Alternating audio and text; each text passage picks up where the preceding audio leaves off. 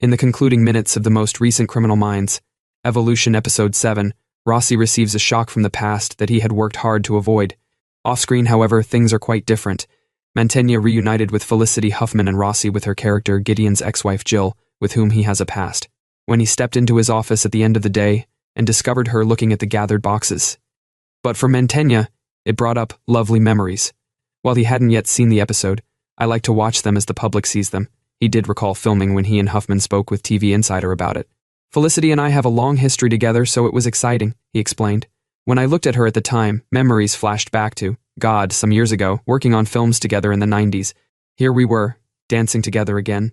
It's no wonder that so many people prefer to work with acquaintances in the film industry, especially directors, who frequently recruit the same people.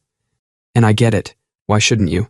However, before that, Prentice approached Rossi about bringing in Dr. Jill Gideon, who assisted them after it became clear that the Gold Star program and its candidate selection process, Season 17 unsubs, stemmed from a study Rossi and Gideon conducted. He prevented Prentice from contacting her, arguing that it would cost her more than the two of them combined, which is a lot. Because of how accurate it is, even if Jill is amazing at what she does, as we've seen in only one episode, she didn't miss any work according to Huffman. I believe she left it as a skip fire as it was. I believe she folded it into a failed marriage, and then her husband was murdered, she said. And I think she was fine saying, I've got to get out of that. And I believe her return was motivated only by a sense of responsibility. I believe she's attempting to clean up the catastrophe she helped to cause. Still, she doesn't want to deal with the organization as a whole, but she loves these people personally.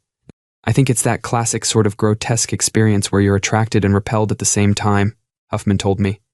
Even after their separation, she was the only therapist Gideon trusted, given what she knows about Jill.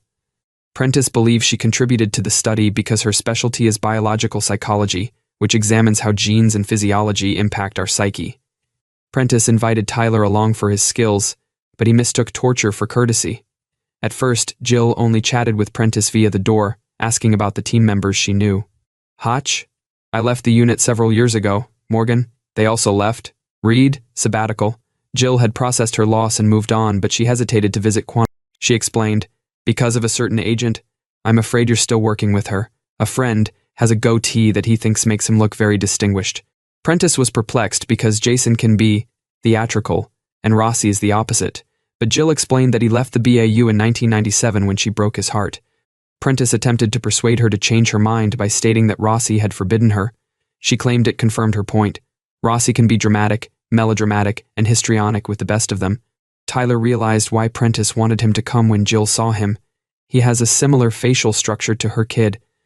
Finally, Prentice was successful in convincing her to return to Quantico, so Jill strolled back into the BO, meeting Garcia with a hug, stopping at Reed's desk, and ultimately entering what was once Gideon's office but is now Rossi's.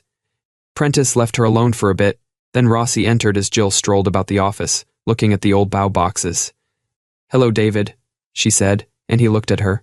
Both Mantegna and Huffman compare their characters' relationships to those at the heart of the 1952 picture Pat and Mike. It's the way interesting relationships are actually built in life and in the movies and television and all that, Mantegna told me. It will always be yin and yang. You notice a lot of yin. Let us see where the yang goes, Huffman added. It's difficult, distant, and there's a lot of blame going back and forth, so they'll have to figure out how to work it out. The fact that Pat and Mike love and hate each other makes it charged. Mantegna is delighted the backstory has been presented, especially since the program is in its 17th, and soon to be 18th, season. The fans know there will be a crime. We all understand that. But the bottom line is that I always enjoy when the storylines go into the personal aspects of the characters' lives, and this particular one really digs deep, bringing it back to the character Jason Gideon. Thank you for watching.